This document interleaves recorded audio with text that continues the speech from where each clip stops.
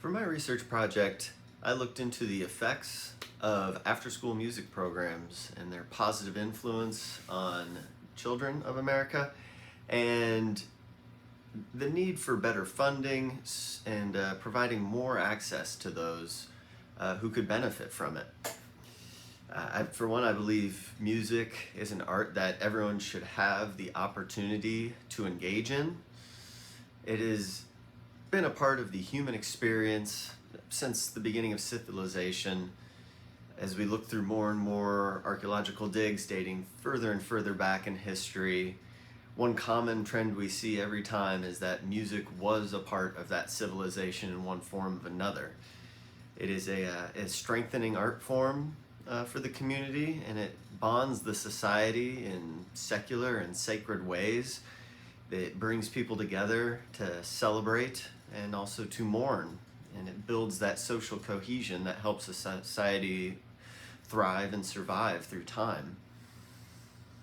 Unfortunately, high costs and time commitments, and more importantly, time restraints for many families can be a barrier to entry, especially those in impoverished communities. When we think of costs, I just look at what I've done with music over the years, the amount of money required for instruments, instrument maintenance, materials such as music and all the various accoutrements that go along with playing a musical instrument. It really mounts up year after year, and it can be like a barrier for many who can't afford to, have the opportunity to take private lessons, go on trips to junior orchestra contests and conferences, or even just purchase the instrument to practice at their house. So providing this for children is of vital importance so that we can have a musical community, but also these children can have the positive effects from a musical experience as they grow. Fortunately, there has been a rise in the after-school music programs, providing musical instruction at reduced or at times even no cost at all to students and their families. El Sistema was started in Venezuela in the 1970s, and it focused on a system where children grew through the music program from student and always remained a student, but then took on a mentorship role as they grew so they could help the younger kids. And it's had massive success, and it made it to the United States in the early 20th century and has really grown since about 2010 or so, with many programs popping up around the country, and it's helped many, many children. And it is, again, based on this no cost or extremely low cost to the participants so that they can enjoy music and learn. I work with a few organizations here in Lexington that provide such opportunities, providing private lessons at an extremely reduced cost, and even one program that has no cost at all. And so all the students need to do is enroll. They come and they can participate. They don't get charged for an instrument, and they can take it home and practice. They aren't charged for music. So it's completely free, and it allows them to learn to play the violin, viola, or cello for free. And that's incredible because stringed instruments can be some of the more expensive, especially when you're talking about violins, violas, and cellos. So things like this are occurring, but I believe they could occur more and require more funding to really help get them off the ground and help them grow throughout the community. And yeah, programs like that, they provide this access that's been missing for many students, especially students from impoverished backgrounds. So it's absolutely vital. Now, aside from the ability to learn music and the joy of learning an art form, there are many positive benefits to engaging in these programs, and the data collected, especially recently with the proliferation of more and more programs like these starting up around the country, is that they've seen a rise in motivation of the student, emotional health of the student, Behavioral issues have declined for many of these students, and their academic success has gone up, which are all things that are vital for a young student as they grow and mature into an adult. The data collected is in many different forms. Some are surveys of the student, parents, and their corresponding teachers at school, collected before, during, and after activity in these programs.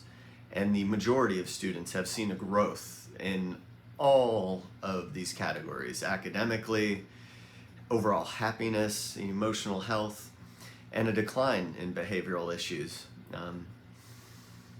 Also comparing academically, the comparing of proficiency scores of participating students with those who are not, and keeping them within the same socioeconomic status to help eliminate variables, has shown a growth in these students in the majority of cases. Tracking students' academic scores, they've seen not just an improvement through half a year or a year, but over longitudinally over many years. The longer they've participated, the more growth they've seen over the years. So it's a testament that staying with the program continues to give benefits. It's just not a one and done sort of thing, but the longer you stay in, the more improvement you can see if you put yourself into it and enjoy it and get all that the program has to offer out of it. Tracking academic scores, tracking behavioral issues. Many school districts have behavioral tracking systems so they can see how students are doing attendance-wise and the amount of referrals they are receiving. And they see that the longer you're participating in it, that you have a decline in attendance issues, as well as referral issues. So that's an incredible positive right there. And the emotional growth is fantastic, because emotional health is also a big issue.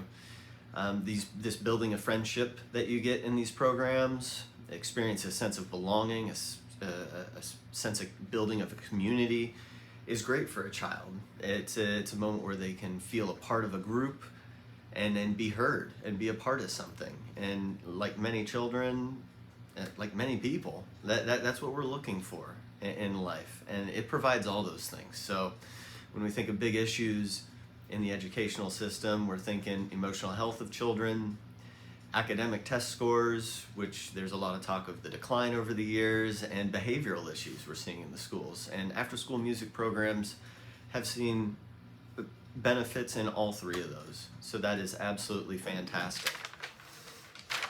For my study, my bibliography was made up of journal articles and some dissertations. The articles tend to focus on data collected from case studies, short and long term, and a comparative analysis of students in the participating program with those who are not, and again, staying within the same socioeconomic strata to eliminate as many external variables in the data as possible, so that they're trying to get a real good look at, is this actually a positive growth, or is it just the environment the child is growing up in from their guardian?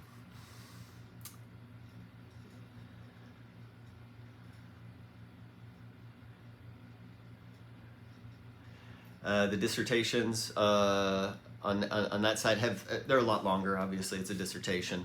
A lot of data collection as well, and analysis, but also discuss the historical information of after-school music programs, and in particular their recent growth in the United States over the past couple decades, which is great because this is new. We're seeing a lot more of these pop up, and it's helping more and more children. So this data is very fresh. It's coming to us extremely recently, and it's very positive. So it's something we can continue to build on as we move forward.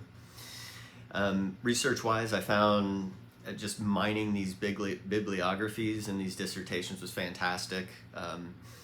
They have a lot of great research they've already done, and they're linking to articles that you can look up, and the articles are great because it's not a 80-page dissertation to sift through. It's a lot more concise, refined to, 5, 10 pages or so, where you can get a lot more distilled information more quickly. So I found that an incredible source. Also, I've personally been involved with after-school music programs and have seen firsthand the impact they can have. So I found that this research has affirmed my stance that this is a positive for children, and it has influenced me to pursue it more and see what I can't do to keep building these in the community. The reason for this thesis is that the programs do help children and provides a creative outlet that can have positive influence on them emotionally, behaviorally, and academically. Again, the three major things we talk about a lot in the education system that need to be improved. Music is a great way to bring people together from many backgrounds and create something together. It fosters community building skills and social cohesion, and it teaches the all-important lesson that if we work together, we can create something beautiful. And that's a life skill. That's something we can all benefit from over time and just help all of us, even as adults. In conclusion, these programs need more support. Many are operating on a shoestring budget, relying on grants, private donations. The grant writing process can be incredibly convoluted and difficult, and that creates a lot of fine type you need to get through, and as soon as you miss a step, you got to start it back over and redo it. There's no reason why you need a lawyer to figure out how to help fund your music program. That's money that could be going towards the program and towards the children. I believe schools could help by providing a location, a space for these programs to take place, which would help a lot of transit issues. State and federal funding would improve the quality of teachers and the materials for use inside of these programs, and that goes back to potentially grants, but also just state and local city funding could help provide more programs and better quality programs for the students. Transportation, I mentioned a moment ago, it's one of the biggest hurdles we have with one of my programs, because getting your fourth grader on a public bus to go to the local church where we happen to be able to use the space for free in the basement, a lot of people don't feel comfortable putting their elementary and middle school children on public transit systems. So perhaps the city could become more involved and use the city transit system or a busing system that could locate particular schools where the children could meet, get on the system, and then come to us. And that's again if the school does not provide a space for us to use after school, where at that point they don't have to go anywhere. They're already at the venue. And so in conclusion, music is a civilizational good. And making sure all have access to a quality education in this art is a benefit for all. Benefit for the community, benefit for our society, and most importantly, a benefit for our children emotionally, academically, and behaviorally, so that they can grow and our next generation can build on what we leave behind. Thank you.